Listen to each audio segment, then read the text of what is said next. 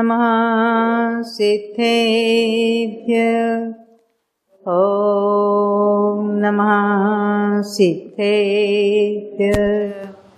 ॐ नमः सिद्धेभ्यः। ॐ शुद्धात्मने नमः। नमो अरिहन्ताणं नमो सिद्धाणं नमो आयर्याणं नमो वैशायाणं नमो लोये सौवसाहुणं बन्ध उदय सत्ता सहित कर्मथान करिनर नेमि चंद जयवंत जगे भये केवली स्पर्श कर्म कांड को जानिके ज्ञान कांडमय होय परस्वरूप को परिहरे शिव पद पावे सोय। केवली भगवान के वाणी के अनुसार आचार्य श्री नेमिचंद सिद्धांत चक्रवर्ती ने गोमटसार कर्मकांड ग्रंथ की रचना की है और उसी के आधार से पंडित टोडरमल जी ने सम्यक ज्ञान चंद्रिका भाषा टीका लिखी है। वैसे तो जीवकांड, कर्मकांड, लब्धिसार, क्षपणासार, त्रिलोकसार अनेक ग्रंथ उन्होंने ढूंढारी भाषा में लिखे हैं, परंतु हम यहाँ कर्मकांड में से प्रकृति के संबंध में विशेष चर्चा कर रहे हैं। प्रकृति का अर्थ क्या होता है? प्रकृति यानी स्वभाव। जिस कर्म का जैसे उसके जो निमित्त बनता है फल देने में, उसको कहेंगे उसका वो स्वभाव है। तो कर्म को ही प्रकृति कहते हैं। जैसे ज्ञानावरण प्रकृति, दर्शनावरण प्रकृति हमने नाम देखे हैं। तो जो ये 8 भेद है कर्मों के, उसको कहेंगे मूल प्रकृति। और मूल प्रकृतियों के जो और भेद करेंगे हम, जिसको हम कहेंगे सब डिवीजन, प्रभेद कहेंगे, तो उसको कहेंगे उत्तर प्रकृति। क्या कहेंगे? उत्तर प्रकृति। तो ये जो प्रकृति जो है, मूल प्रकृति की अपेक्षा भी हमने बात की थी और उत्तर प्रकृतियों की अपेक्षा से भी विस्तार से बात की। कौन कौन सी बातें की हमने? प्रकृति बंध की बात हमने पहले की थी। तो प्रकृति बंध ने बंध योग्य प्रकृतियां कितनी होती है टोटल मालूम है? हाँ, हमने वो अभेद करके बंध योग्य 120 होती है। सम्यक मिथ्यात्व और सम्यक प्रकृति बंधने योग्य प्रकृति नहीं है। सम्यक तो होने पर वो तैयार होती है, तो उदय में और सत्ता में उनको गिनेंगे हम, बंध में उसको नहीं गिनेंगे। तो पहले हमने बंध की बात नाना जीवों की अपेक्षा की थी। जैसे पहले गुणस्थान में कितनी बंध योग्य है? हाँ, 117। कौन से 3 नहीं बनती है? तीर्थंकर, आहारक भी। तो ये तो अनेक जीवों की अपेक्षा जो हम बात करते हैं, परंतु एक जीव को 117 बंधेगी? नहीं बंधेगी। अनेक जीवों की अपेक्षा कौन कौन से बन सकती है उसकी हमने चर्चा की।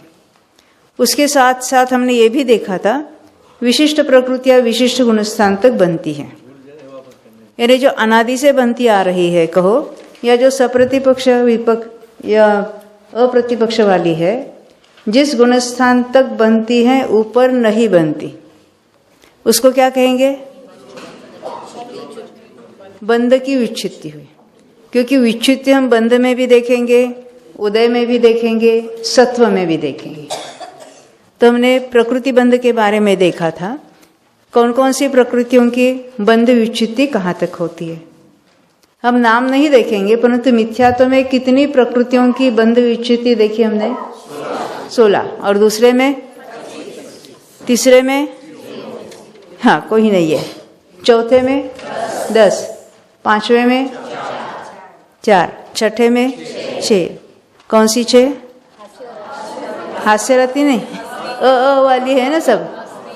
अस्थिर है, अशुभ है, हाँ, असता वेदनीय, अयशस कीर्ति है, अरति और शोक है। 7वें में 1, 8वें में पहले भाग में 2, छठे भाग में 30 और अंतिम भाग में 4, टोटल 36 होती है। फिर 90 में 5, एक वेद और 4 कषाय। बंदे की बात चल रही नहीं।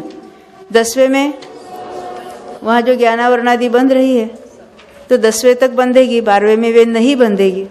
उदय में हम कहेंगे 12वें तक उदय है, तो वो वहाँ 16 की बंध विच्छित्ति होती है। 16 की बंध विच्छित्ति होने के बाद एक बनती रहती है, सातावेदनी। 11वें वाले को बंधेगी, 12वें वाले को और 13वें वाले को। विच्छित्ति कब कहेंगे? 13वें में, क्योंकि 14वें वाले को कोई प्रकृति नहीं बनती। तो ये हमने विच्छित्ति भी देखी और उदय की भी प्रकृतियाँ देखी, कितनी उदय योग्य है और कौन से गुणस्थान में कौन कौन से उदय योग्य है। उदय में हमने एक नियम देखा था, विशिष्ट प्रकृतियों का उदय विशिष्ट गुणस्थानों में होता है। आहारक द्विक का कहाँ होता है? 7वें में बनती है, 6ठे में उदय रूप है। देखो, ऊपर बनती है और नीचे उदय होता है, नहीं समझे? कहाँ बनती है? 7वें 8वें में।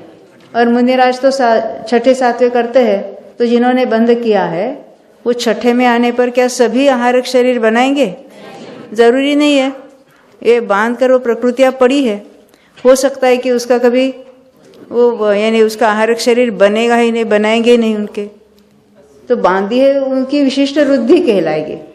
परंतु उसका यानी उसका उदय हो ये जरूरी नहीं है। क्या ऐसा भी हो सकता है किसी ने तीर्थंकर प्रकृति बांधी और उदय न हो? उसको तो कुछ सालों तक तो तीर्थंकर के रूप में उनका तो समोचरण वगैरह तो चलेगा ही चलेगा। यानी सामान्य केवल एक अंतर्मूर्त में 13वां गुणस्थान पार कर सकते हैं। तीर्थंकर को तो उनकी वाणी भी छूटेगी और कुछ साल तक तो यानी उनकी ओर चलेगा।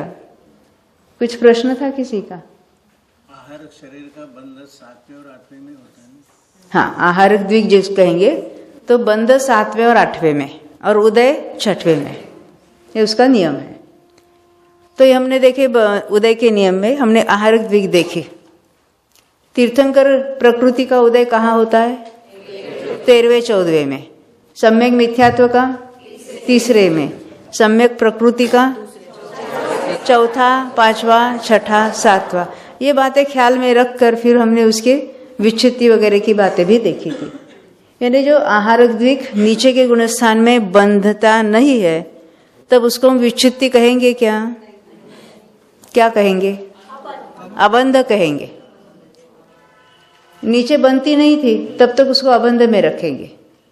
जहाँ बनती है वो बंध प्रकृति में गिनेंगे और ऊपर के गुणस्थानों में नहीं बंध रही है तब उसके उसकी विच्छित्ति हुई। यहाँ हम उदय की बात कर रहे हैं, पहले हमने बंध की बात की थी। अब हम आगे बढ़ते हैं। ये उदय के बारे में हमने उदय विच्छित्ति वगैरह बातें देखी थी। उसके बाद सत्ता की भी बात हमने देखी थी। कहाँ कितना सत्व होता है, सत्ता। टोटल प्रकृतियाँ हमने वहाँ 148 का हिसाब लगाया था। तो मिथ्यात्व गुणस्थान में कितनी प्रकृतियों का सत्व पाया जाता है? 148, क्योंकि ये जो हम देख रहे हैं तो अनेक जीवों की अपेक्षा है। किसी के तीर्थंकर प्रकृति की सत्ता हो सकती है। मिथ्यात्व में तीर्थंकर प्रकृति कब होगी? हाँ, जिसने पहले दूसरे या तीसरे नरक की आयु बांधी है, बाद में सम्यक तो प्राप्त किया है, तीर्थंकर प्रकृति बांधी है ना? दूसरे और तीसरे नरक की कंडीशन डाली। पहले में जाने वाला क्षायिक लेकर ही जाएगा, तीर्थंकर के सहित जाने वाला। और फिर मरण के एक अंतर्मुहूर्त पहले वो मिथ्यात्व में चला जाएगा। इन्हें पहले गुणस्थान में रहते हुए भी तीर्थंकर प्रकृति की सत्ता है। उसी जीव को आहारक द्विक की सत्ता होगी? उसी जीव को नहीं होगी, क्योंकि वो कौन सा जीव है? नरकायु बांध कर आया है। अब नरकायु बांधी है तो चौथे गुणस्थान के ऊपर जाएगा नहीं और आहारक द्विक का बंध भी नहीं करेगा। ख्याल में आती बात ये? तो एक जीव के एक साथ दोनों की सत्ता नहीं होगी, तीर्थंकर की भी हो और आहारक द्विक की भी हो, ऐसा नहीं हो सकता। परंतु किसी के तीर्थंकर प्रकृति की सत्ता है और अन्य किसी जीव को जिन्होंने मुनि बनकर आहारक द्विक बांधी थी और अभी मिथ्यात्व में आए हैं। तो मिथ्यात्व में आने पर उनके आहारक द्विक की सत्ता है। ये बात समझ में आती बात? तो उसकी अपेक्षा से हमने 148 का, ये हम टोटल प्रकृतियां देख रहे, 148 का सत्व है। दूसरे में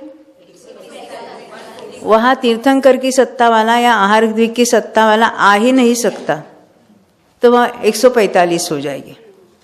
तीसरे में तीर्थंकर की सत्ता वाला नहीं आ सकता, पर आहारक द्विक की सत्ता वाला आ सकता है, तो कितना होगा? हाँ, 147। अब चौथे गुणस्थान की बात करते हैं। यहाँ सभी प्रकृतियां रहेगी कि नहीं रहेगी सत्ता में? यानी यहाँ तो एक ही जीव को तीर्थंकर की और आहारक द्विक की भी सत्ता हो सकती है। पांचवे में हाँ 147 कौन सी नहीं है? नरकायु नहीं है। छठे सातवें में और क्या नहीं है? तिर्यंच आयु भी नहीं है, क्योंकि ना स्वयं वो तिर्यंच है, यानी वो उसकी भुज्यमान भी नहीं है और बध्यमान भी नहीं है। चौथे में तो यानी पांचवें में तो तिर्यंच स्वयं पांचवें गुणस्थान में है, इसलिए वहां भुज्यमान तिर्यंच आयु का सत्व है। ये समझ में आती बात? भुज्यमान क्या होता है, बध्यमान क्या होता है? भुज्यमान यानी जो आयु का उदय चल रहा है, भुज्यमान यानी वो भोग रहा है, नहीं उसका उदय चल रहा है। तिर्यंच पांचवें गुणस्थान वाले हैं, तो उनके तिर्यंच आयु का सत्व है ही। हाँ, उन्होंने अगर बांधी होगी तो देवायु बांधी होगी। समझ में आती है बात? इसलिए वहां पांचवें में तो केवल नरकायु को उसका सत्व नहीं होगा, छठे सातवें वाले को तिर्यंच आयु का भी सत्व नहीं होगा। अब यहां तक तो हमने देखा। अब ऐसा जो उपशम श्रेणी चढ़ता है तो कितने का सत्व रहेगा? हाँ 142 कैसे होगा? हाँ देखो, पहले में पहले दो आयु नहीं है। कौन सी दो? तिर्यंच आयु और नरकायु नहीं है, वो हमने 146 देखे थे। और अनंतानुबंधी की विसर्जना करके द्वितीयोपशम करता है, तो उसमें से और 4 कम हो गई, 142। परंतु एक मत ऐसा भी है कि द्वितीयोपशम करते समय 4 के ने अनंतानुबंधी की विसंयोजना नहीं करता। उस मत के अनुसार 146 का सत्व रहेगा 11वें तक। ये बात ख्याल में आती है? ये हम रिवीजन कर रहे हैं, सब बातें हमने देखी थी। अब क्षपक की बात करते हैं। क्षपक श्रेणी कौन सा जीव चढ़ेगा? क्षयिक समय दृष्टि, यानी उसने 7 कर्मों का क्षय किया है। 148 माइनस 7 कितना होगा? और कुछ कम है वहां पर? हाँ, कौन सी आयु नहीं है? अरे 3 आयु तो है ही नहीं है। जिसने देवायु बांधी है वो क्षपक श्रेणी चढ़ नहीं सकता। हो सकता है उपशम श्रेणी चढ़े, उसका निषेध नहीं है। यानी 7 का तो क्षय किया है और 3 आयु बांधी नहीं है। मनुष्य आयु तो उसकी अपनी है, जो भोग रहा है, उसका तो सत्व है। इसलिए श्रेणी चढ़ते समय उसकी सत्ता में कितनी प्रकृतियां हैं? 138, क्योंकि एक क्षय किया तो 7 कई, अनंतानुबंधी की 4 और दर्शन मुनि की 3, और 3 आयु बांधी ही नहीं, तो उसका सत्व नहीं है। अब ऐसा जो श्रेणी चढ़ता है तो 8वें गुणस्थान में क्या होता है? सत्व कितना है? 138। वहां कोई क्षय का कार्य नहीं होता। 9वें गुणस्थान में गया वो, तो शुरुआत में कितने का क्षय किया उसने? 16। 3 तो वो स्त्यान वृद्धि आदि थी, और बाकी जो 13 थी तिर्यंच गति संबंधी और नरक गति संबंधी थी। याद है ना? नरक गति नरक गत्यानुपूर्वी, फिर तिर्यंच गति गत्यानुपूर्वी, फिर एकेंद्रीय वगैरह वगैरह सब द्विंद्रिय वगैरह। केवल अपर्याप्त कर्म वहां नहीं गया था, सूक्ष्म साधारण वगैरह वो वहां क्षय हुआ था। तो 16 का क्षय हुआ, 138 माइनस 16, हाँ कितना? 122 रह गया। फिर कितने का क्षय होगा? 8 का। कौन से 8? हाँ, ये बीच वाले 2 चौकड़ी, कषाय चौकड़ी। तो 122 में से 8 गए। हाँ, कितने रह गए? 116, हाँ 114, हाँ। उसके बाद किसका क्षय होता है? नपुंसक वेद, उसके बाद स्त्री वेद, उसके बाद हास्यादि 6 9 कषाय, और फिर पुरुष वेद। और कौन से रह गए अभी? उसके बाद संज्वलन, क्रोध, फिर मान, फिर माया। लोभ का क्षय यहाँ नहीं हुआ, वो 10वें में जाकर होगा। ये देखी थी ना हमने बात। तो 10वें में और किसका क्षय होता है? अकेले लोभ का, और किसी का नहीं। फिर 12वें में देखो, मोहिनी की सत्ता 10वें तक ही है, सत्ता की बात है ना। उदय भी है सूक्ष्म लोभ का, और उसका क्षय यहीं पर होगा।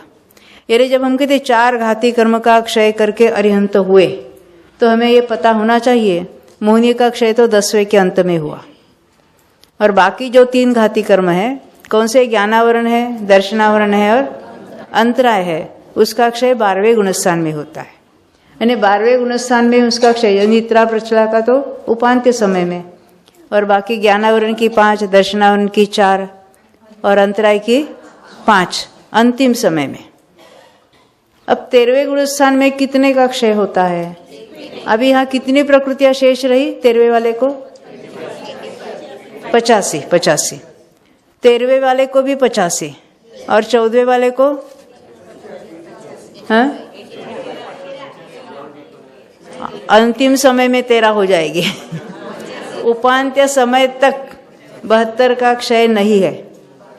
उपांत्य में 72 का क्षय होता है ना, उपांत समय तक 85 की सत्ता है, वहां 72 का क्षय हुआ, तो अंतिम समय में सत्ता कितनी रहेगी? 13 की। वो अनुपूर्वी भी है ना, उस सहित 13 की सत्ता है। यानी अंतिम समय में है, हम कहेंगे वहीं पर उसका क्षय हो गया, तो फिर सिद्ध भगवान हो गए। यानी सभी कर्म सत्ता में से पूर्णतः नष्ट हो गए। यानी 14वें गुणस्थान में अंतिम समय तक, यानी उपांत्य समय में क्षय हुआ, यानी अंतिम समय में 13 हुआ, उसके पहले तक 85 का सत्व था। ये तो हमने बंध की बात देखी, उदय की बात देखी, सत्ता की बात देखी। ये तो अनेक जीवों की अपेक्षा बात की थी। अब एक जीव की अपेक्षा जो एट ए टाइम होता है, एट ए टाइम जितनी प्रकृतियां बनती है उसको कहेंगे बंध स्थान। एट ए टाइम एक काल में जितनी उदय रूप है उसको कहेंगे उदय स्थान, और जितने वो सत्व रूप है उसको कहेंगे सत्व स्थान। यहाँ तो हमने अलग अलग प्रकृतियों की अपेक्षा अलग अलग देखा था। ज्ञानावरण के 5 का है बंध, अनादि से है, कब तक रहेगा? 10वें तक। तो उसको क्या कहेंगे? 5 का 1 बंध स्थान। दर्शनावरण में 9 का 1 है पहले 2 गुणस्थान में, 6 का है 8वें तक, फिर 4 का है, 9 का, 6 का, 4 का, ये 3 बंध स्थान है। अंतराय का भी 5 का 1 ही है। मोहिनी के हमने अलग अलग देखे थे, याद है? मोहिनी के बंध स्थान वो तो फिक्स है, प्रत्येक गुणस्थान में एक ही पर्टिकुलर वहां पर बंध स्थान है। पहले में 22 का, फिर 21 का, तीसरे चौथे में 17 का, 5वें में 13 का, 4 कम कर दो उसमें, फिर उसमें से और 4 कम करो, 9 का, छठे में भी, 7वें में भी, 8वें में भी 9 का बंध स्थान है। तो 9 में एंटर हुए ना, 6ठा 7वां देखा हमने, 9 में एंटर हुए तो कितना बंध हो रहा था? बंध स्थान पहले भाग में, हाँ, तो 5 का, फिर 4 का, फिर 3 का, 2 का और 1 का। मोहिनी का बंध 9वें तक ही है, 10वें में उदय है, बंध नहीं है। तो ये हो गए ना हमारे, कितने कितने हुए? घाती हो गए सब। आघाती में वेदिनी के बंध स्थान 1 का ही है, एट ए टाइम 1 ही बंधेगी। हाँ, छठे तक 2 में से 1 बंधेगी, बाद में 1 ही बंधेगी, तो उसको कहेंगे 1 का बंध स्थान। आयु में भी 1 ही आयु बनती है, तो उसका भी 1 का ही बंध स्थान। समझ में आती है बात ये? और फिर कौन सी होगी? नाम की बात देखेंगे बाद में। गोत्र का एक का ही बंध है, तो एक का बंध स्थान। अब हमने नाम कर्म के बंध स्थान देखे थे, याद है? नाम कर्म के बंध स्थान यानी एट ए टाइम कितने नाम कर्म बन सकते हैं? 8 है। हाँ, कौन सा है? नहीं, कोई बात नहीं, निकालो ना, आपके पास चार्ट है ना। हाँ, स्थान 8 है, उसमें से कौन सा याद है आपको? हाँ, पहला कौन सा है? वहां पर लिखा हुआ है ना आपके पास, 23 का है, याद है? यानी नाम कर्म की 23 प्रकृतियां एट ए टाइम है। उसके लिए हमने क्या है ना, बंद स्थान के लिए हमने कर्म पदों को याद किया था। यानी जब 23 का स्थान कहेंगे तो उसमें से एक प्रकृति वो कर्म पद वाली है, यानी उसका जब बंद हो रहा है तब ये 23 का स्थान है। कौन बंध रहा है वो उसकी बात हम नहीं कर रहे। तो 23 का बंध स्थान है। ये कौन सा देखा था हमने? एक केंद्रीय अपर्याप्त वाला देखा था। एक केंद्रीय अपर्याप्त का बंध होता है तो 23 प्रकृतियां वहां बनती है। तो हमने ध्रुवबंदी 9 देखी थी, फिर वो 9 युगल भी देखे थे, फिर और क्या देखा था? 5 गति है, जाति है, शरीर है, संस्थान है, अनुपूर्वी। ये हो गई ना। तो ये तो बेसिक तो इतनी बंधेगी। तो एक 23 का स्थान कौन सा था? एक केंद्रीय अपर्याप्त का। फिर 25 का स्थान देखा था, बंध स्थान। एक केंद्रीय पर्याप्त को भी हो सकता है, और दूसरा कोई ऑप्शन? हाँ, त्रस अपर्याप्त। त्रस अपर्याप्त है, लब्धि अपर्याप्त है, तो उसमें नरक गति देवगति नहीं होगी। तिर्यंच और मनुष्य लब्धि अपर्याप्त जिसको कहेंगे, तो यहाँ एक केंद्रीय को नहीं लेना है। एक केंद्रीय अपर्याप्त को 23 का स्थान है। द्विंद्रियादि अपर्याप्त जो है और मनुष्य अपर्याप्त, इस संबंधी जब जीव बंध कर रहा है तब ये 25 प्रकृतियां बन रही हैं, उसको कहेंगे 25 प्रकृति वाला बंध स्थान। ये दोनों ऑप्शन देख ले। में 26 वाला कब होगा? हाँ, एक केंद्रीय पर्याप्त आतप सहित या उद्योत सहित, वो 26 वाला हो गया। अब 28 वाला, 27 वाला कोई होगा क्या? नहीं, उदय स्थान में देखा था, बंध स्थान में नहीं था। अब 28 वाला बंध जब हो रहा है तो कौन सा कर्म पद हमको याद आना चाहिए? हाँ, देवगति सहित वाला होगा या नरगति सहित वाला होगा। तो उसमें भी हमने बेसिक तो 23 देखी थी, तो उसमें और एडिशन क्या क्या लेना वो भी बात हमने देखी थी। हाँ, क्या होगा? और नरक गति है तो और क्या क्या एडिशन होगा? हाँ, जो त्रस होते हैं उसमें क्या क्या होता है? परघात तो एक इंद्रिय को भी होता है। स्वर है, विहाय गति है। सहनन नरक में नहीं होगा, देव में ही नहीं, समझ? और क्या? अंगोपांग होगा। हाँ, स्वर भी बताया। हाँ, तो ये हमने 28 वाला देव गति का, नरक गति का। 29 वाला कौन सा होगा? पॉसिबिलिटी कौन सी है? तीर्थंकर, यानी देवगति सहित तीर्थंकर, वो एक पॉसिबिलिटी। या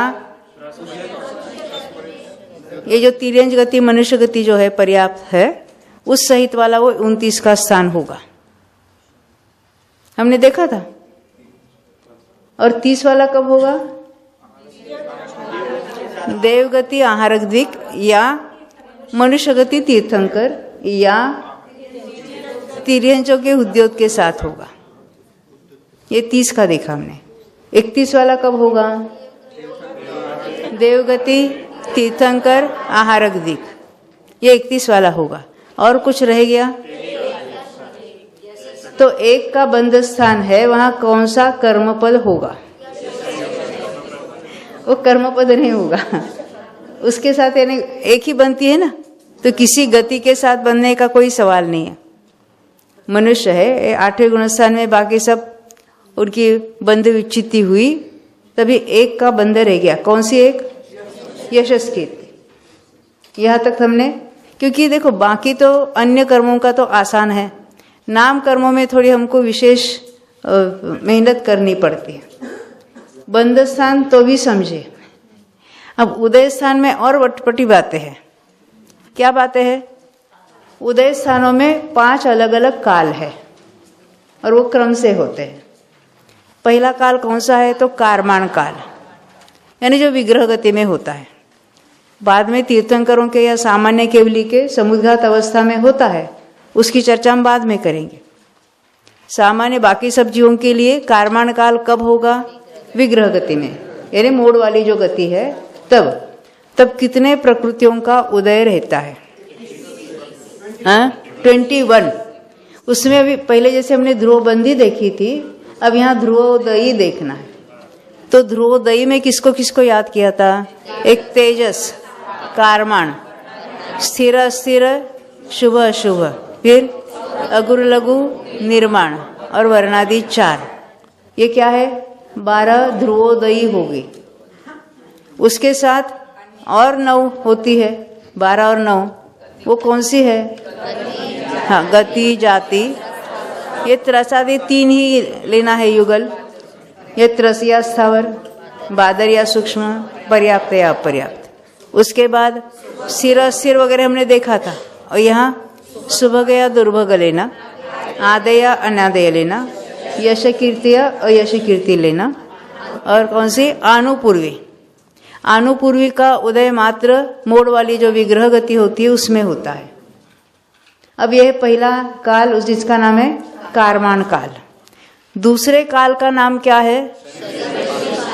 शरीर मिश्र काल, यानी अभी ये विग्रह गति के बाद जहाँ शरीर धारण करने का पहला समय है, उसी समय पर्याप्ति भी शुरू होती है।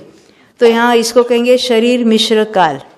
तो जो विग्रह गति में 21 प्रकृतियां उदय रूप थी, उसमें से आनुपूर्वी का उदय यहाँ नहीं रहेगा, मिट जाएगा। आनुपूर्वी का उदय बाकी कभी भी नहीं होता, मात्र विग्रह गति में होता है। तो ये 21 में से यहाँ 20 हो गई। अब 20 हो गई। अब वहां अभी हम इस 4 के आधार से देखेंगे, आपको बताएंगे। ये पहला काल कारमाण काल था। हम पहले एकेंद्रिय की बात करते हैं। एकेंद्रिय में यहाँ 21 उदय रूप थी। अब इसमें से आनुपूर्वी का उदय मिट गया, 3 आनुपूर्वी है, उसका उदय मिट गया। तो यहाँ पर और ऐसी कौन सी 4 आ गई कि यहाँ उदय रूप होती है? शरीर है, संस्थान है, प्रत्येक या साधारण है और उपघात है। तो 20 + 4 24 यहाँ हो गई। अभी यहाँ इसको क्या कहा हमने? शरीर मिश्र काल।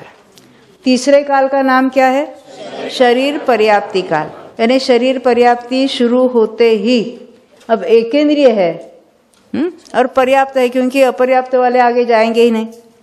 तो पर्याप्तों को यहाँ कौन सा उदय शुरू हुआ? एक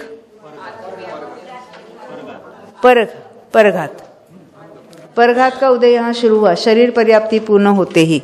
अब कोई ऐसा होगा कि उसको आतप या उद्योग का उदय भी शुरू होगा, वह भी यहीं पर शुरू होगा, तो उसके 2 ऐड हो जाएंगे, तो 24 में से वो 26 होगा। ये टेबल अगर समझेंगे ना, सारा सरल हो जाने वाला है। अब इसके बाद चौथे काल का नाम क्या है? उच्छ्वास पर्याप्ति का। उच्छ्वास पर्याप्ति, एकेंद्रियों के उच्छ्वास एक ही नहीं है। तो यहाँ एक और कर्म का उदय शुरू हुआ। 25 वाला 26 तक आएगा, 26 वाला 27 तक आएगा। यानी इस जो उच्छ्वास पर्याप्ति काल उसको आयु के अंत तक चलेगा। यानी वो पर्याप्त होने पर उस जीव को कितनी प्रकृतियों का उदय है? केंद्रियों को किसी को 26 का है, किसी को 27 का है, पर ये क्रम से इस तरह से होता गया। एकेंद्रिय की बात ख्याल में आई। अब यह हम त्रस तिर्यंच, क्योंकि देवों में देव ही त्रस है, परंतु उसमें अलग प्रकृतियां होगी। यानी यहाँ 26 होगी तो वहाँ 25 ही होगी सहनन के बिना। तो यहाँ इसलिए कहते त्रस है, तो तिर्यंच है। उसमें और सामान्य मनुष्य में सेम है, परंतु यहाँ हमको वो कर्मपद की अपेक्षा बताना, कर्मपद इसमें नहीं होता है, इसमें जीव पद होते हैं। उदय स्थान और सत्व स्थान में जीव पद को याद करना है। तो ये कौन से जीव है? एकेंद्रिय की बात देखिए, जो द्विंद्रियादि जो तिर्यंच है और जो पर्याप्त है, उसकी बात यहाँ लिखी है। तो विग्रह गति में 21 हमने देखी थी। आनुपूर्वी का उदय मिटेगा और यहाँ भी कितने 6 का उदय शुरू होगा। ये 6 कौन से है? हाँ, शरीर, फिर संस्थान, प्रत्येक, क्योंकि त्र से न तो प्रत्येक, और उपघात, और कुछ होगा सहनन और अंगोपान। तो 6 प्रकृतियां बढ़ी, तो 20 में से एक यानी 21 में से एक कम हो गई और 6 बढ़ी यहाँ पर, यानी उनका उदय यहाँ शुरू हुआ। तो यहाँ 26 का है। दूसरा काल है शरीर मिश्र काल में 26 हो गई। शरीर पर्याप्ति काल में यहाँ 2 बढ़ गई है। हाँ, परघात और विहाय गति। अगर किसी को उद्योत होगा, अब यहाँ आतप को नहीं लेना, तो उसके 3 शुरू हो जाएगी, उदय रूप होगी। तो 26 में से या तो 28 होगी परघात और विहाय गति मिलाने पर, या उसके साथ उद्योत भी होगा तो 29 होगी। इसको कहेंगे उच्छ्वास पर्याप्ति काल। 28 वाला उच्छ्वास के उदय से 29 पर आ जाएगा, और जो 29 वाला है वो 30 पर आ जाएगा। उसके बाद भाषा पर्याप्ति काल। तो भाषा पर्याप्ति में स्वर का उदय हुआ तो और एक बढ़ गई, तो यहाँ 30 का होगा, और या उद्योत के साथ 31 वाला होगा। यानी सामान्य रूप से हम कहेंगे तिर्यंचों को, अभी ये बाकी काल अगर हम नहीं देखेंगे तो उनके कितने का उदय है? 30 या उद्योत सहित 31। ये बात ख्याल में आती है। अब सामान्य मनुष्यों में वही बात है, उसमें वो उद्योत वाला विकल्प नहीं रहेगा, क्योंकि प्रकृतियों के उदय के नियम तो वही के वही रहेंगे। अब यहाँ देखते हैं आहारक। आहारक तो 6ठे गुणस्थानवर्ती मुनिराज थे, तो कितने का उदय हो रहा था वहां पर? 30 का। परंतु अभी वो आहारक शरीर बनाने जा रहे हैं, तो उस संबंधी पर्याप्ति चालू हो जाएगी। तो यहाँ विग्रह गति का कोई सवाल नहीं है, तो डायरेक्ट शरीर मिश्र ने आहारक शरीर मिश्र काल यहाँ होगा। तो यहाँ सहनन बिना 5 बढ़ जाएगी,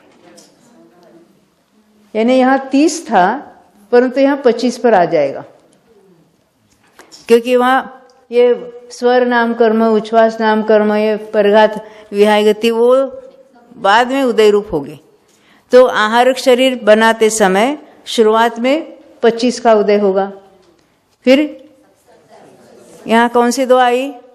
परघात और प्रशस्त विहाय गति, 27 हो जाएगा यहाँ पर, और फिर उच्छ्वास, और फिर सुस्वर नाम कर्म होगा वहां पर। देव और नारकी में क्या है? वहां उनके लिए तो विग्रह गति है, यहाँ 21 है, और फिर शरीर मिश्र काल में 25 हो जाएगी, जैसे आहारक की देखी थी। आगे वाले वो वैसे ही होते हैं, क्योंकि आहारक शरीर में भी सहनन नहीं है। तो सामान्य मनुष्य में हमने सहनन को लिया था, देव और नारकी में सहनन नहीं होता, तो यहाँ सहनन बिना 25 पे आ गया। फिर परघात और विहाय गति 27 हो गए, उच्छ्वास से 28 हुआ, और स्वर नाम कर्म से 29 हो गया। अब ये तो हो गए सब विचार। अभी सामान्य केवली में, सामान्य केवली है, समुद्घात नहीं कर रहे, तो कितने का उदय रहेगा? 20। हाँ, अनुपूर्वी नहीं है पहले काल में, परंतु ये समुद्घात की बात है। हमने सामान्य केवली इतना ही देखा। स्वस्थान कहो, यानी जो मनुष्य के भाषा पर्याप्ति चल रही है, यानी सामान्य केवली कौन हुए? जो मुनिराज थे, क्षपक श्रेणी चढ़े। तो क्षपक श्रेणी चढ़े तो उनका भाषा पर्याप्ति काल चल रहा था, सामान्य मनुष्यों का 30 का था। ये समझ में आती है? अब उन्होंने समुद्घात किया, तो ये 20 से हम 20 से कहाँ से शुरू करेंगे? कारमान का है। ऐसे उल्टे क्रम से जाएंगे, परंतु हम शुरू कहाँ करें? इन्हें पूरा प्रतर और लोक पुराण से बता रहे, क्योंकि कारमान हमको काल देखना है। काल की अपेक्षा हम 1 2 3 जिसको हमने नाम दिए थे उसकी बात है, इसलिए यहाँ 20 कहा। 20 के बाद कितने हो जाएंगे? 26 सामान्य केवली को। और फिर उसके बाद, क्योंकि यहाँ हमेशा क्या होता था विग्रह गति में, 21 में से 1 माइनस करके 6 बढ़ाते थे। तो यहाँ माइनस करने का सवाल नहीं है, क्योंकि डायरेक्ट वो कारमान का योग है, यानी वहां तो अनुपूर्वी का उदय था नहीं, इसलिए 20 में से 26 हो गए, जैसे मनुष्यों में देखा था। फिर 28 होगा, फिर 29 होगा, फिर 30 होगा। यहाँ तक समझ में आई? यानी मूल शरीर में प्रवेश किया। अब यदि सामान्य केवली के बदले तीर्थंकर हो गए तो एक एक प्रकृति एक्स्ट्रा हुई उनकी। सामान्य केवली जब समुद्घात कर रहे हैं तो हमने समुद्घात की अपेक्षा वो 20-26 वाला सीक्वेंस लगाया, बट एक्चुअली तो 30 का पहले से ही उदय चालू है, तो वो चल ही रहा है। नहीं, चल नहीं रहा। 30 का उदय था सामान्य मनुष्य जैसा, वही जीव केवली हो रहा है। और केवली में 13वें गुणस्थान में भी 30 का उदय चल रहा था। अभी तो उससे तीर्थंकर होते तो 31 का होता। अब यानी सामान्य केवली है तो 13वें गुणस्थान में 30 का उदय हो रहा था। अब वो जब समुद्घात करने लगे तो पहले हमने देखा ना, उल्टे क्रम से जाना। पहले दंड किया, फिर कपाट किया, और फिर प्रतर और लोकपूरण किया, तो यहाँ तक पहुंचे। हमें ये 1 नंबर का काल बताना था, इसलिए हमने 20 से शुरुआत की। यानी डायरेक्ट वो 30 में से 20 पर नहीं जाने वाले हैं, उल्टे क्रम से जाएंगे ना वो। समझ में आती बात? देखो 3 2 1 हो जाएगा। सॉरी, हाँ हाँ, नहीं वो उदय रुक जाएगा, मिट जाएगा।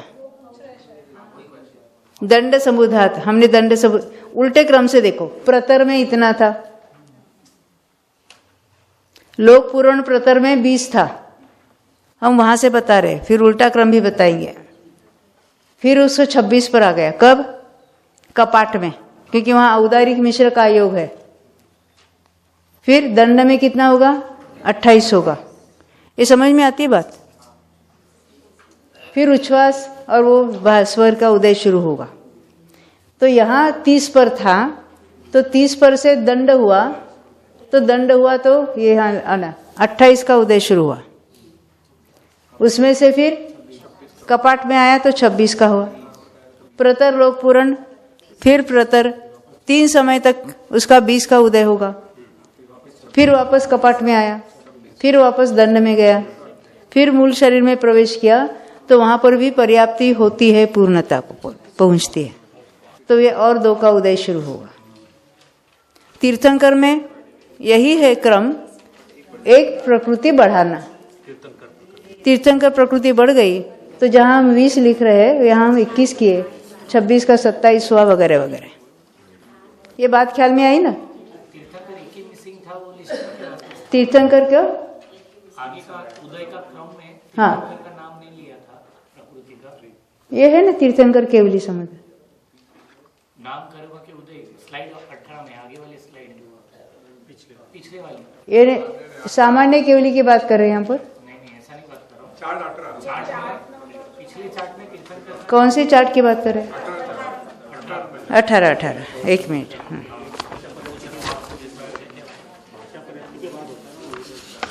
हाँ, 18 में क्या पूछ रहे हैं आप? उसमें तीर्थंकर प्रकृति लिखी नहीं है। वहाँ तीर्थ यानी उदय के क्रम में नहीं लिखी है, तो तीर्थंकर के बारे में क्या कहेंगे हम? यानी वो सामान्य मनुष्य था।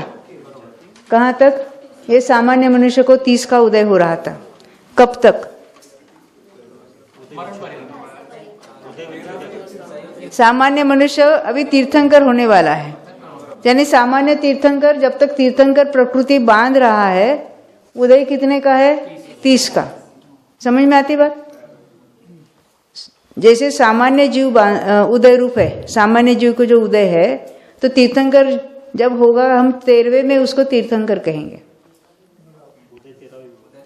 तीर्थंकर प्रकृति बांध रहा है कोई जीव, और उसको कौन से काल में बांध रहा है? तो भाषा पर्याप्ति के काल में बांध रहा है। तो भले वो देव में से आया है, तो उसके भी इस तरह से उदय काल हो गए। अब जब तक वो केवल ज्ञान, जब तक 13वें में प्रवेश नहीं करता, तब तक उसको 30 का उदय है। 31 का कब कहेंगे हम? 13वें में आने पर। नहीं क्या समझ में? तीर्थंकर प्रकृति का उदय कब होता है? 13वें में। तब तक तो सामान्य मनुष्य जैसा है कि नहीं? 12वें तक उसको 30 का उदय था, देखो सामान्य मनुष्य को जो 30 का उदय था, क्योंकि सामान्य उदय में क्या डिफरेंस है, सामान्य मनुष्य हो या तीर्थंकर प्रकृति बांधने वाले छद्मस्त हो, मैं छद्मस्त कह रही हूं, उदय में कोई डिफरेंस तो था नहीं। यानी उसी भव में जो तीर्थंकर होने वाले हैं उनके 12वें गुणस्थान तक 30 का उदय हो रहा था। ये समझ में आती बात। 13वें गुणस्थान प्रकट होते ही तीर्थंकर प्रकृति का उदय शुरू हुआ, तो 30 में से 31 पर आ गए। यह तो हम केवली होने पर की बात करें। जब तक केवली नहीं हुए तब तक उनको भी 30 का उदय है। 13वें में पहुंचते ही, यानी 12वें के बाद 13वें में आते ही उनको 31 का उदय होगा तीर्थंकर प्रकृति सहित। तो एक सहयोग केवली दिखाते उसको 31 कर सकते हैं। ये चार्ट में एक सहयोग केवली सामान्य लिख के उसको तीर्थंकर लिख के उसको 31 कर सकते हैं। हाँ, ये नहीं यहाँ पर आपको कहना, पर यहाँ तक तो आपको 12वां गुणस्थान लिखना पड़ता और 13वां गुणस्थान का एक एडिशनल कॉलम लिखना पड़ता। पर यहाँ हम केवली कहेंगे तो केवली का अर्थ ही वो क्या है, हाँ? वो तो 13वां गुणस्थान है। यहाँ देखो हमने सामान्य केवली वो भी समुद्घात लिखा है। मात्र सामान्य केवली कहते तो क्या होता, बोलो अभी। फिर से मेरा प्रश्न है, हम समुद्घात नहीं कहेंगे तो सामान्य केवली को कितने काल हो गए?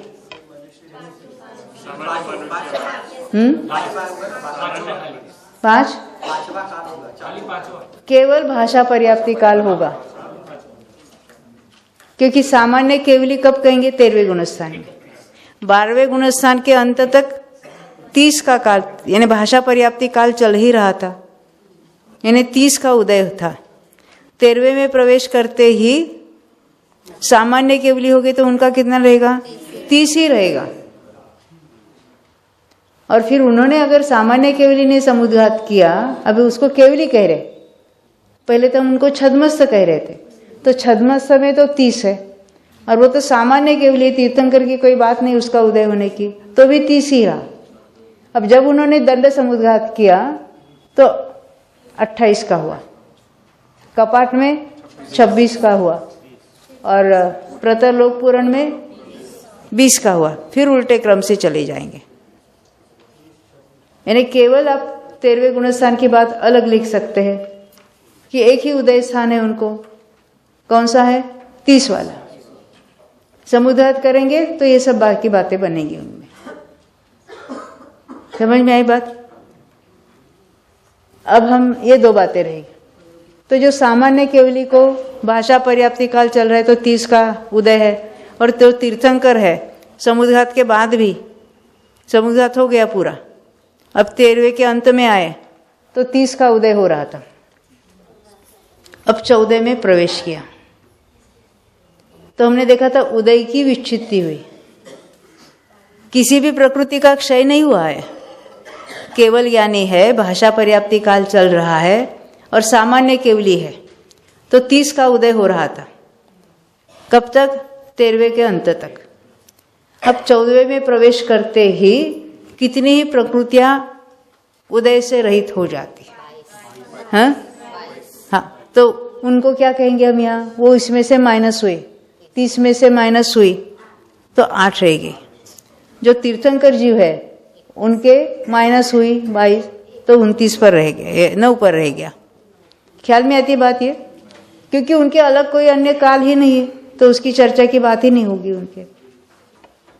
अब यही बात आप जरा पुस्तक निकालना। किसको ले? प्रकृति का जो उदय हाँ, हो रहा है तो उच्छ्वास पर्याप्ति काल शुरू होने पर तो उच्छ्वास पर्याप्ति वहां पर पूरी होगी, बराबर है? हाँ, यानी उच्छ्वास नाम कर्म का उदय शुरू हो जाएगा।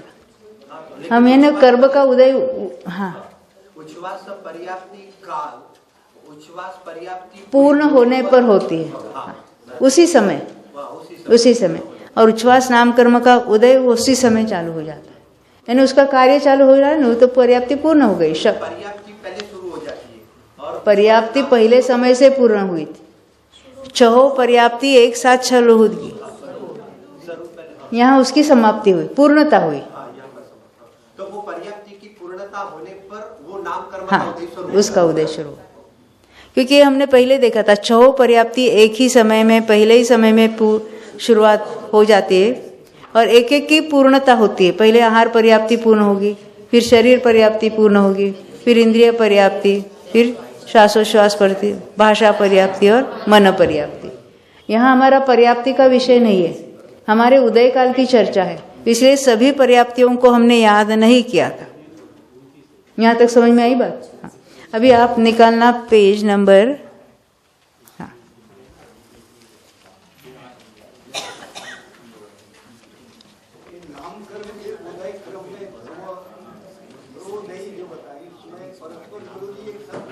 जरा इनका रिपीट करना प्रश्न, मुझे सुनाई नहीं दे रहा।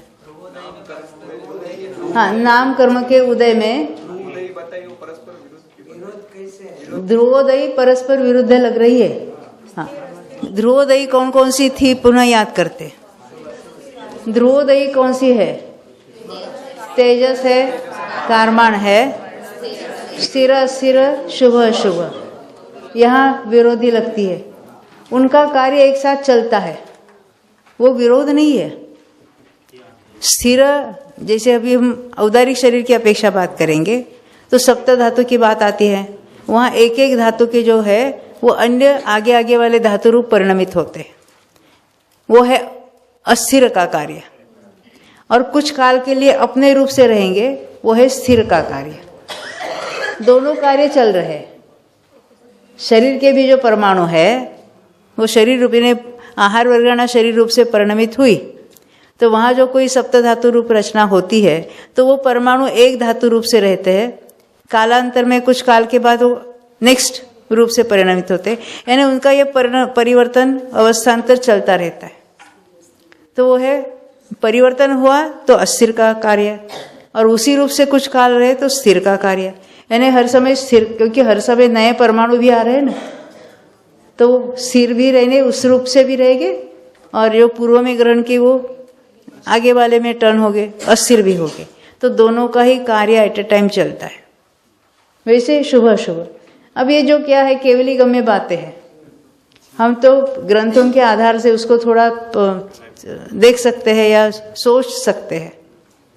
इसके अंदर ऐसा प्रश्न होता है कि हम ध्रुव उदय के अंदर स्थिर अस्थिर दोनों एक साथ लेते हैं, दोनों लिए, तो दोनों का उदय होगा। हाँ। और जब हम बंद की बात करते हैं तो उसको ध्रुव बंदी में नहीं लिया, नहीं, वो सिंगल, वो तो ऑप्शनल है, अप्रतिपक्षी, अप्रतिपक्षी है, बंद में अप्रतिपक्षी है। बंद होता है तो या तो स्थिर का होगा या तो अस्थिर का होगा। हाँ, बराबर। और जब उदय की बात करते हैं तो दोनों साथ में होगा, दोनों का उदय कैसे मेंटेन होगा? हाँ, ये बहुत बड़ा स्टॉक पड़ा है अंदर। ऐसा नहीं जितना लिया उतना ही उदय आता, ऐसा नहीं है। हर अंतर्मुहूर्त में स्थिर अस्थिर स्थिर अस्थिर स्थिर अस्थिर चल रहा है। आप कहेंगे नारकी की तो अस्थिर ही बनती है, जब नरक गति बंधी थी कंटिन्यूअस, तो लंबे काल तक नरक गति नहीं बंधी थी, मिथ्या तो अवस्था में अंतर्मुहूर्त में बांध रहा था। तो जब नरक गति नहीं बंध रही थी तो स्थिर अस्थिर का विकल्प तो था ही था। हाँ, वो सूक्ष्म अपर्याप्त के साथ अस्थिर बंधेगी, यानी कहाँ विकल्प हो सकते वो अलग बात है, परंतु जो जो बंधी है वो सत्ता में पड़ी है, स्टॉक बहुत है उसका, चिंता करने की हमें कोई आवश्यकता नहीं है। फिर से कौन बोल रहे हैं? हाँ जो है हाँ, उसके क्या? हाँ, वो पंचलब्धि पुस्तक में नहीं पढ़ी आपने, यहाँ पढ़ना। हम आगे बढ़ेंगे, देखो हमने पुस्तक में से दिखा रही हूँ मैं, जो अभी हमने देखा है ना उसी को रिपीट करना है। Page number 1059।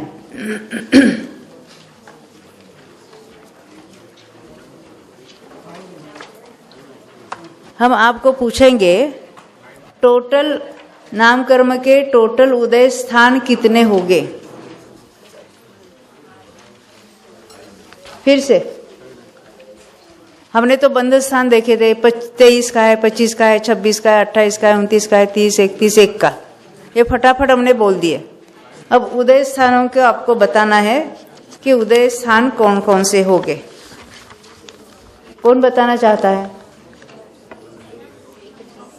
अरे आपके सामने चार्ट हाँ हाँ हाँ 21 वाला होगा, 24 वाला होगा, 25 वाला है क्या, 25 वाला है, 26 वाला है, 27 वाला है, 28 वाला है, 29 वाला है, 30 वाला है, 31 वाला है और 8 वाला है, 9 वाला है। ये उदय स्थान है। वो अलग अलग कालों में होता है, वो बात अलग है। फिर से कौन कौन से देखे हमने? 21 वाला, फिर 24 वाला, 25 वाला। वो किसको होता है, उसका स्वामी कौन है, वो अलग है, पर टोटल स्थान कहीं ना कहीं पाए जाते हैं उदय स्थान। तो 20 का हमने देखा था। आहार को नहीं होगा, सामान्य केवली को होगा। तो 20 का होगा, 21 का होगा, 24 का होगा, 25 का होगा, 26 का होगा, 27 का है, 28 का है, 29 का है, 30 का है, 31 का भी है और 8 और 9। हाँ क्या क्या वो एक का था ना, वो बंध स्थान था यशस कीर्ति का। यहाँ हम उदय स्थान की चर्चा कर रहे हैं, नहीं समझे? इसको अलग अलग, अभी काल अलग अलग देखे हमने, तो एक ही जीव को अलग अलग उदय काल हो गए। समझ में आती बात? एक ही जीव को अनेक उदय स्थान हो गए। 5 तो उदय काल बताए, तो उतने स्थान भी अलग अलग हो गए ना, यानी उदय कालों में वो स्थान हो गए। अब हम उल्टा सोचते हैं, देखिए इसीलिए पेज नंबर निकालना है 1059।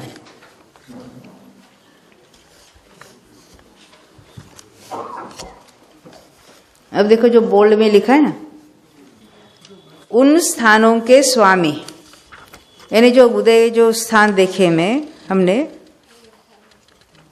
देखो ये 12 उदय स्थान है ना, यहाँ गिना है। जरा 2 पेजेस पीछे चलना, 1056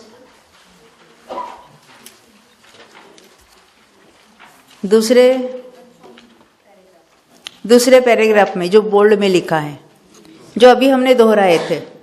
देखो 20 का मिला सबको, 1056 पेज है। 20 का, 21 का, 24 का हमने देखे थे ना ये, और इसमें एक एक अधिक, यानी जो हमने 20 में एक अधिक तो 21 वगैरह होता है, उसकी बात नहीं। यानी 24 में एक एक अधिक करते गए हम। 25 का है, 26 का है, 27 का है, 28 का है, 29 का है, 30 का, 31 का है। यानी एक एक अधिक कहाँ तक? तो 31 तक। एक गाथाओं में जो लिखते हैं ना, तो शॉर्ट में लिख जाते हैं, यानी हर संख्या को उन्होंने नहीं गिना। तो यहाँ लिखा है 20, 21, 24 वगैरह वगैरह, इस तरह से 24 के बाद एक एक अधिक करते जाना। 20, 21 बताए, एकदम 24 बताए, बीच में 22 का है, 23 का नहीं बताया, उदय की बात है। 24 से एक एक बढ़ते, कहाँ तक? 31 तक, यही लिखा है। 20 का, 21 का, 24 का, और इससे एक एक अधिक कहाँ तक? 31 तक। यानी एक वाक्य में हमने ये सारे कौन से 24, 25, 26, 27, 28, 29, 30, 31 ये सब बता दिए एक वाक्य में। तो बाद में कौन से थे? 9 का, 8 का। अब ये इनके स्वामी कौन है, उन्होंने स्थान बता दिए। 20 का है, 21 का है, 24 का है, 25 का है वगैरह वगैरह। ये तो उदय स्थान है। अब यहाँ पूछते हैं 1059 पेज पर, उन स्थानों के स्वामी कहते हैं। स्वामी समझते हैं? ये स्थान कौन से जीवों के होगा?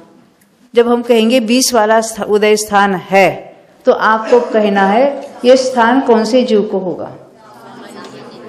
सामान्य केवली जब समुद्घात करते हैं, जब उसको हम कारमान काल कहेंगे, कब? प्रतर, लोकपूर्ण और प्रतर 3 समय तक उनको ये 20 का उदय स्थान होगा। इसको कहेंगे उस उदय स्थान का स्वामी। हमें वो ग्रंथ की भाषा समझनी है। स्वामी ने वो किसके होता है? वो तत्वार सूत्र में तो हमने सूत्र पढ़ा, निर्देश, स्वामित्व। स्वामित्व ये स्वामित्व, निर्देश ने कथन किया कौन सा? 20 का उदय स्थान नाम कर्म का, वो हो गया उसका निर्देश। उसका स्वामित्व कहो, वो किसके होता है? उसको कहेंगे स्वामित्व। देखो यहाँ कहते हैं उन स्थानों के स्वामी कहते हैं। अब यहाँ उन्होंने 21 से शुरू कर रहे हैं। 21 के स्थान के चतुर्गति के जीव स्वामी है, इसका अर्थ कौन बताना चाहता है? चारों गतियों के कब होगा ये 21 का स्थान? विग्रह गति में, कारमान काल जो है। तो चार यानी कोई मरकर नरक में जा रहा है, देव में जा रहा है, तिर्यंश में है, मनुष्य में है, सबको ये 21 वाला स्थान होगा। तो कहते चतुर्गति के जीव स्वामी है। अब आगे बढ़ते हम। अब ये तीर्थंकर केवली को भी समुद्घात अवस्था में था, वो भी हमने देखा था 21 वाला स्थान। अब यहाँ आते नेक्स्ट पेज 1060, वो 21 की बात हमने पढ़ी। फिर 24 के स्थान के एकेंद्रीय स्वामी है, ये समझ में आती बात? एकेंद्रीय स्वामी है, उसका अर्थ क्या है?